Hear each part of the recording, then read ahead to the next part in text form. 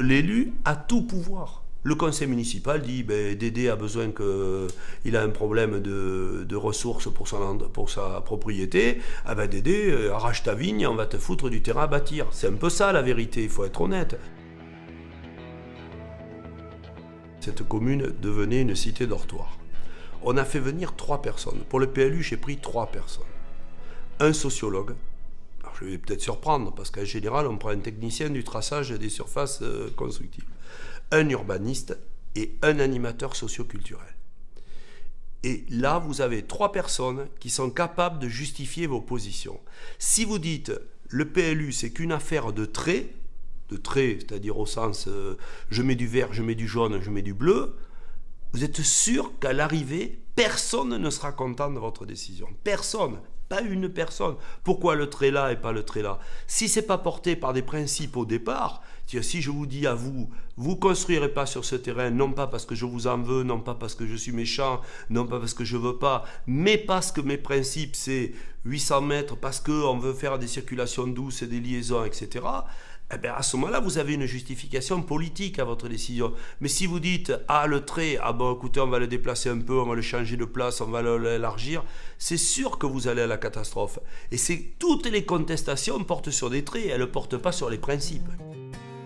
En fait, un PLU, c'est une aventure en ce sens que ça repose sur la volonté d'aller vers un lieu que vous ne connaissez pas bien.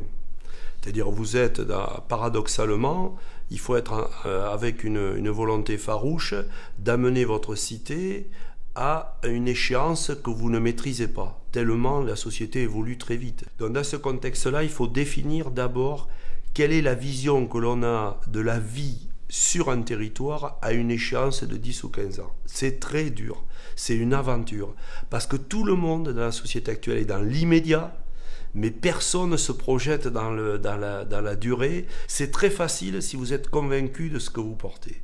C'est très difficile si vous n'avez aucune conviction autre que celle de dire je vais augmenter les surfaces à bâtir, etc.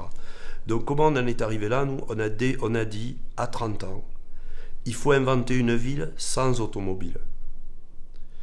Ça, c'est un pari, parce que actuellement, c'est pas possible. On a l'équibus, on a inventé le ramassage scolaire à cheval, on a les vélobus, on a le pédibus, on a interdit l'accès aux écoles aux automobiles, on a pris tout un tas de mesures qui justifient les 800 mètres.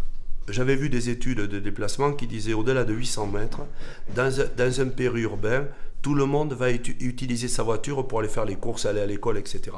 En deçà de 800 mètres, on peut convaincre les gens d'utiliser un autre moyen de... Alors quand on dit 800 mètres, il faut être très respectueux, ça peut être 1 kilomètre ou ça peut être... voilà. Le trajet qui va avoir lieu entre les services et le lieu où habite l'habitat est très fondamental dans sa capacité à bien vivre dans un lieu.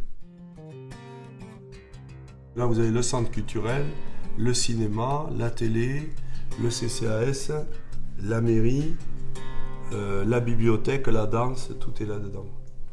Ça aussi, ça a été un choix courageux d'urbaniste, franchement. En 78, quand ils ont dit il faut faire tous les équipements au centre-ville, ça a été la révolution culturelle. La partie sud regroupe actuellement près de 70% de la population et l'intégralité des services publics. Et la partie nord a été délaissée, elle n'a pas été utilisée pour des problèmes de querelles liés à des terrains à bâtir qu'on ne voulait pas donner à l'un ou à l'autre. Et résultat de l'opération, c'est qu'on ne peut pas revenir sur ça et que maintenant le noyau central, le boulevard, sont étouffés par la circulation de toutes ces routes qui arrivent sur les boulevards et qui ne font pas de lien entre les parties du territoire communal. Donc comme on ne peut plus faire de voies, de routes, de choses comme ça, et qu'on a été tué par les lotissements en cul-de-sac des années 70 aussi, 80, on est obligé d'inventer des circulations douces d'un lieu à l'autre de la commune. Les 800 mètres sont limités à la zone urbaine existante. On a retiré toute la constructibilité au-delà de la zone urbaine existante avec un gros problème, c'est que la commune est mal ficelée dans sa deuxième centralité. L'idée, c'était de faire une cerise. C'est avec un noyau de cerise ici, vous voyez, et de refaire de la chair à cerise sur 800 mètres. Sauf qu'ici, je me suis heurté au monde viticole qui s'est résolument opposé à ce projet, alors que ces terrains-là étaient qu'à 400 mètres du centre-ville. quelqu'un qui est là, jamais il utilisera une circulation douce. Jamais vous le ferez venir à vélo au centre-ville. Hein. Jamais, c'est fini. Et le problème le plus dur, la difficulté, c'est d'expliquer aux gens que la densification urbaine n'est pas un handicap, mais c'est un atout pour l'avenir. C'est une certitude avec les réseaux, avec la distance que l'on peut parcourir, etc. Et l'aventure, c'est que quelquefois, vous doutez de votre choix. C'est-à-dire, lorsque vous êtes quelqu'un qui vous dit « vous me ruinez, vous m'enlevez tout », ben oui, mais est-ce qu'à force de dire « amen » à tout, est-ce qu'on n'est pas arrivé à la ruine? Je crois qu'on y est actuellement. Hein. Forcément, vous allez mécontenter des gens. C'est pas utopique ce qui se passe à Clermont. Et la pire insulte, c'est dire que c'est utopique. C'est pas utopique. C'est une vision sociale et une gouvernance que j'ai du mal à exporter et à synthétiser.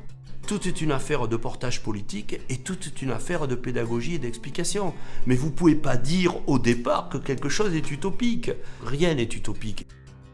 L'urbanisme, ce n'est pas une affaire de trait, c'est une affaire de motivation et de réflexion collective sur un avenir à 10 ou 15 ans de la structuration d'un territoire.